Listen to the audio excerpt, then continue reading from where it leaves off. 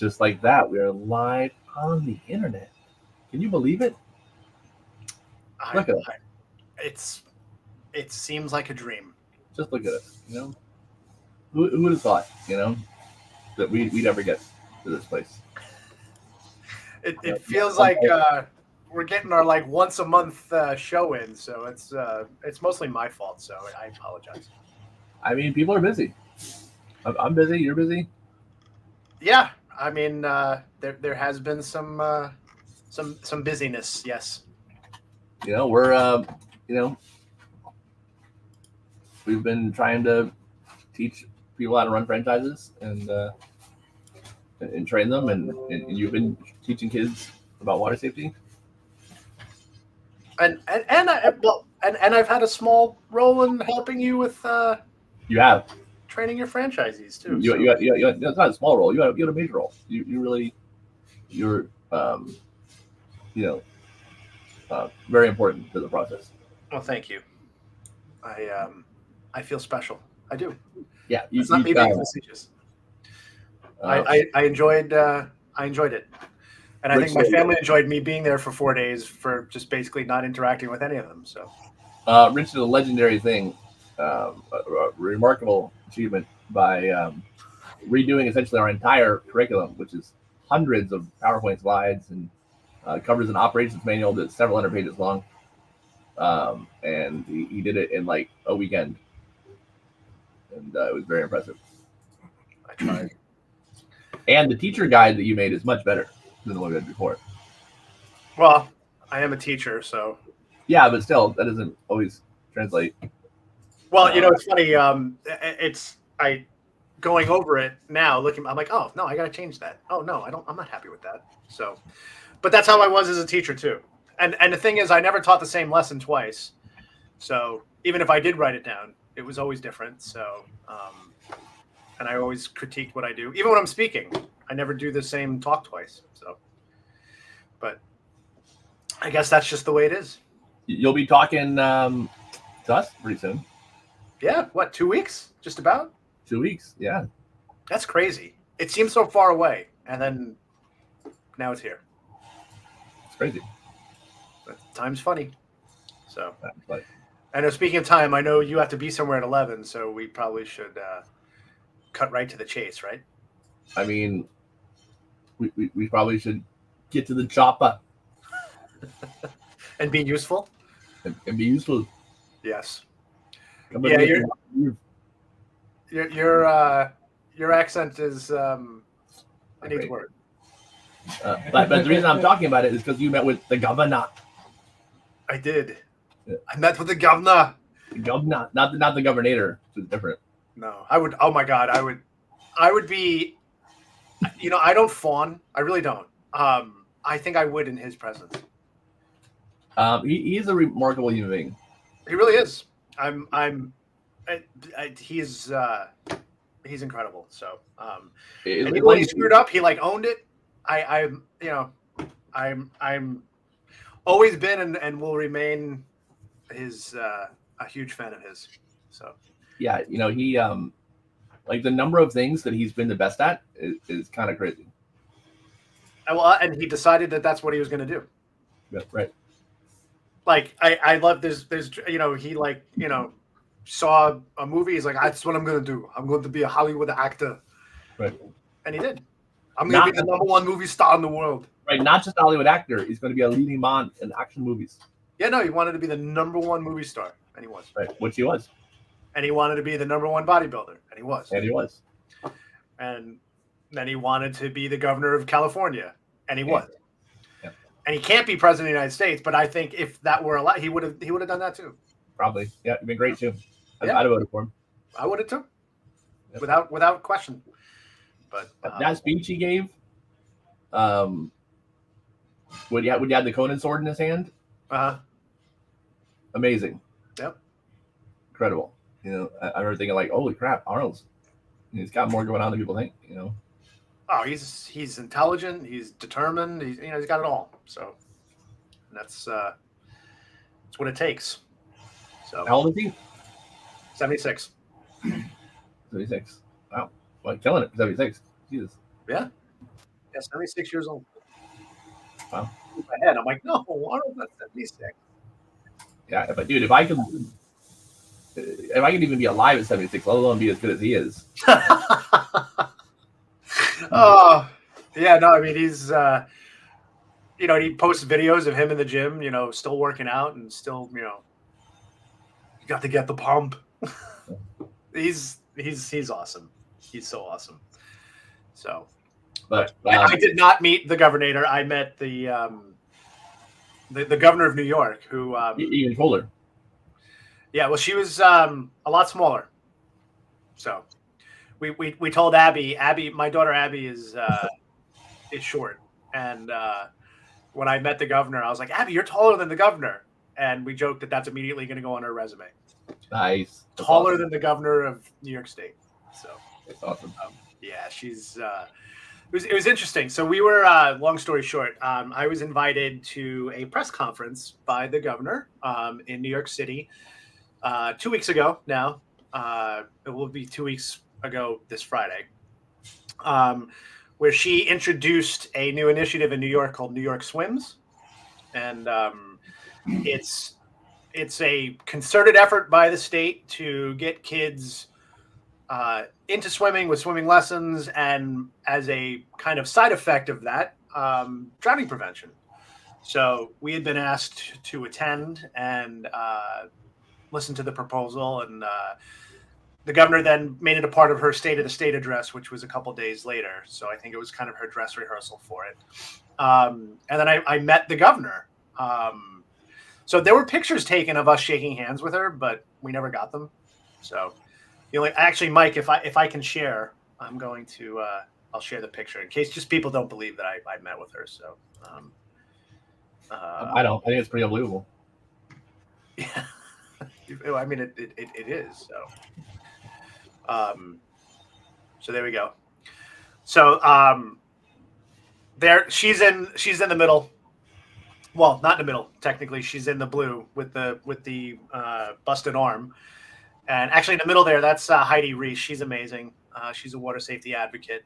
She spoke at the press conference, and she was so nervous. She did a great job speaking about the water safety bill that we had passed back in October for the hospital video for parents in New York, which we're hoping to get spread around.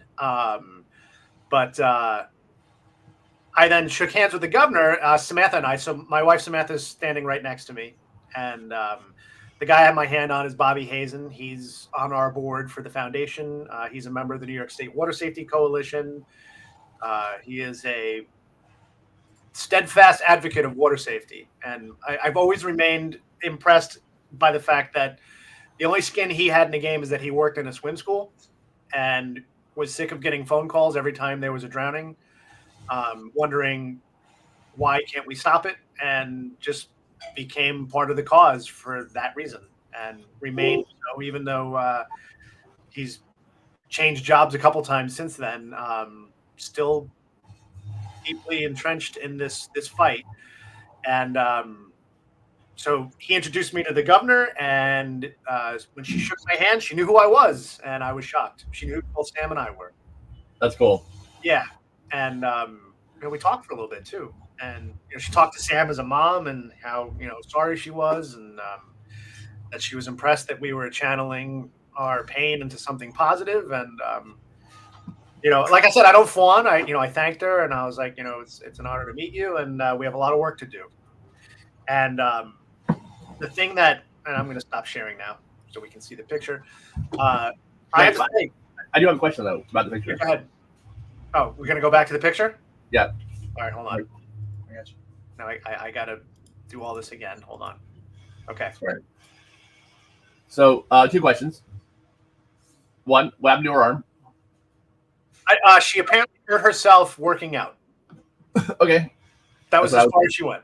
That's what I would say too. And the guy in the bottom right in the gray suit there. Yes. I don't trust that guy. He's part of the New York State Water Safety Coalition. All right. And trustworthy. Everyone in that picture is very trustworthy. So. All right. Yeah, I don't know. I don't like the cut of his jib. I think it's just a weird picture. Yeah. I think I wouldn't let him. I wouldn't let him money. That's what I'm saying. I'm pretty very nice. I'm mostly kidding. No, the members of the coalition are really amazing. All different walks of life. A lot of swim school people, and just water safety advocates in general. So, and it was nice to be together with all of them.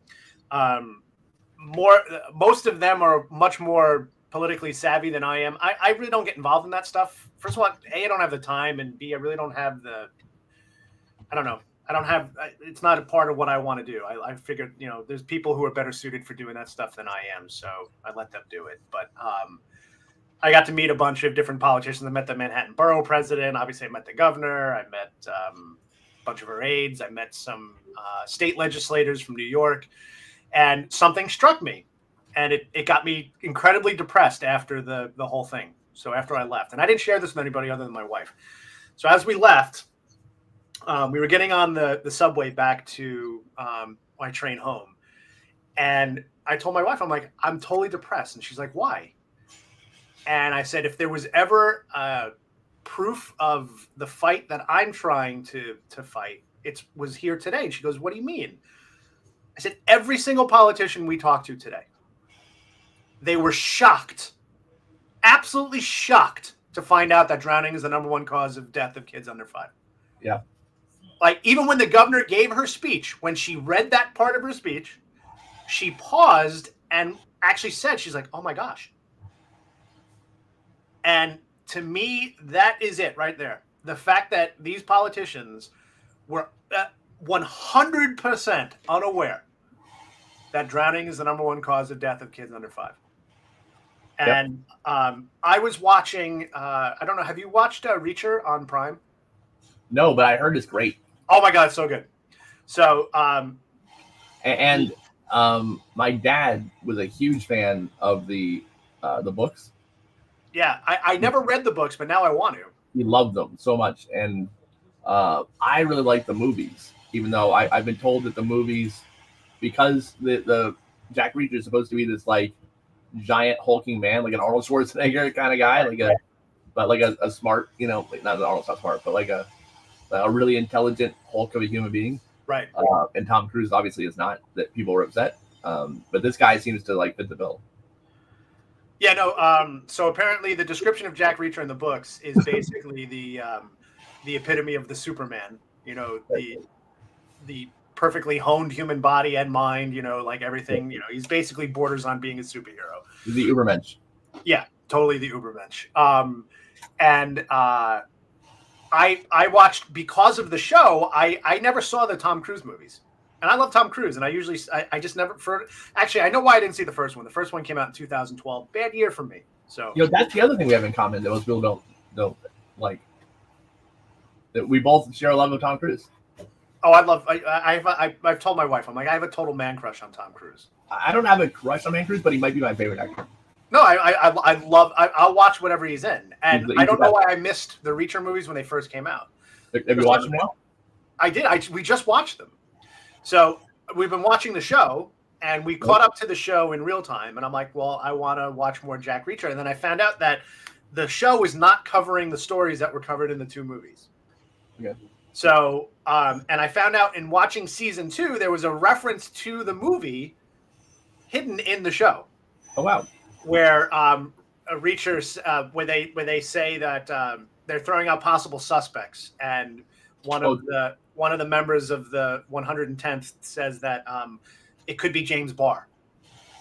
And James Barr is the character in the first movie, yeah, who's basically framed as the sniper that kills 5 people in Pittsburgh. Right. So they reference it in the show. So they reference the movie. So I'm like, all right, the movie's canon. I'm going to go and watch the movies now. So we watch the movie, and at the end of the movie, and I don't know if it's this way in the book, but at the end of the movie, Reacher goes to a shooting range and meets with the owner.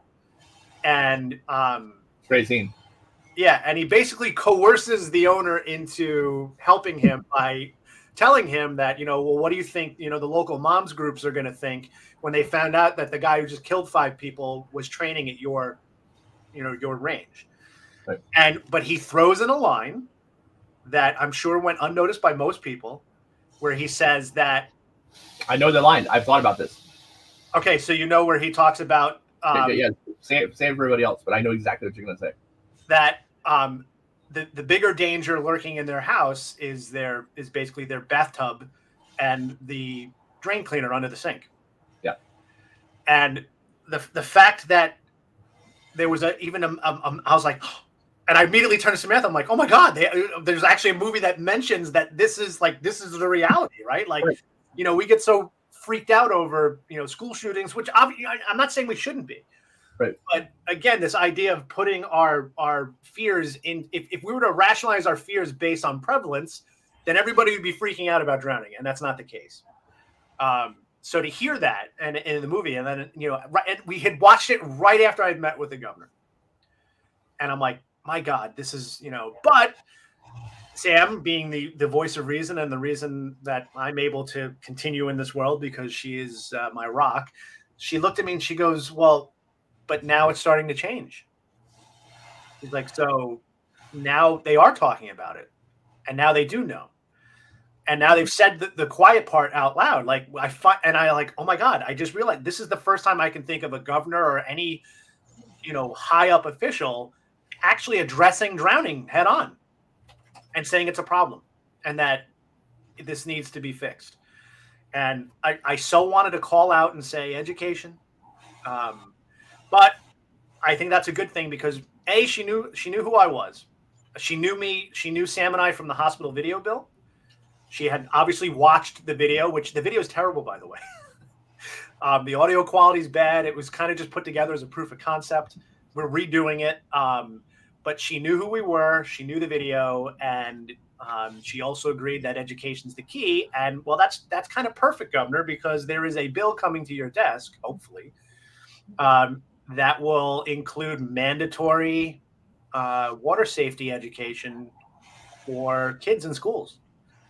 And to me, that's where you have to start somewhere. And we got to start, when these kids grow up and it becomes just ingrained in them, that's how you solve the problem. It's how you treat the problem. I'm not going to say solve it.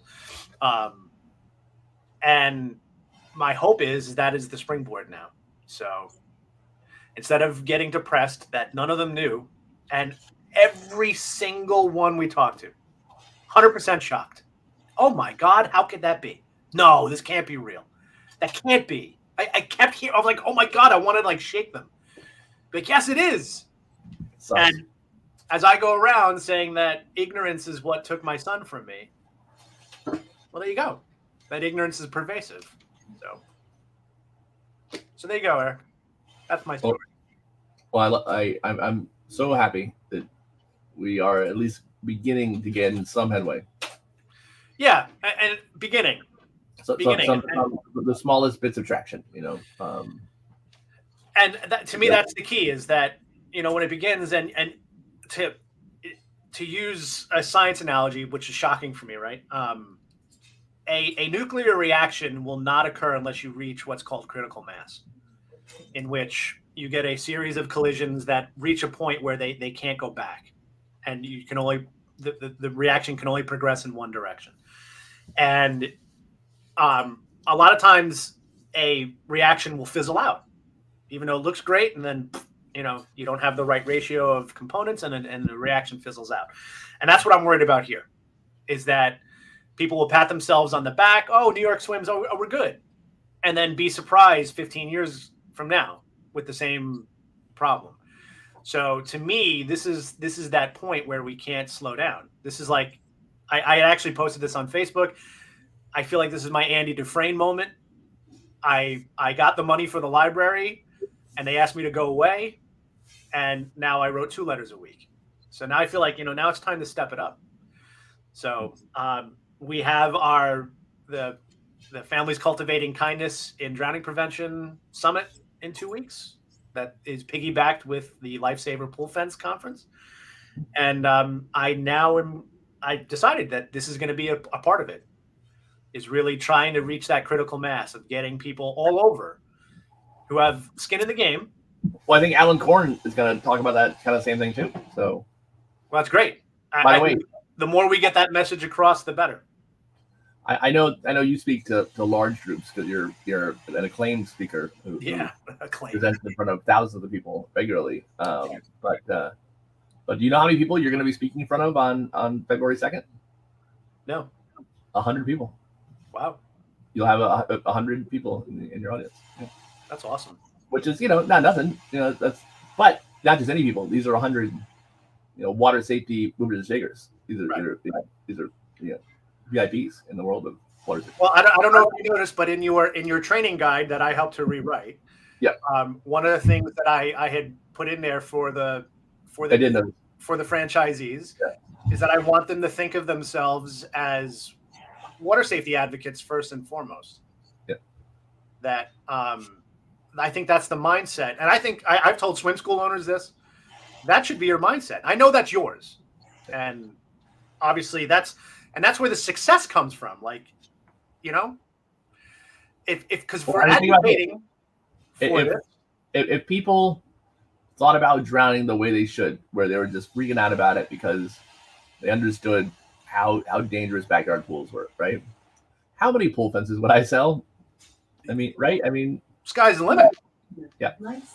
So while I do sincerely want to prevent drownings, there is also, it's good for business. It's great. You can have both.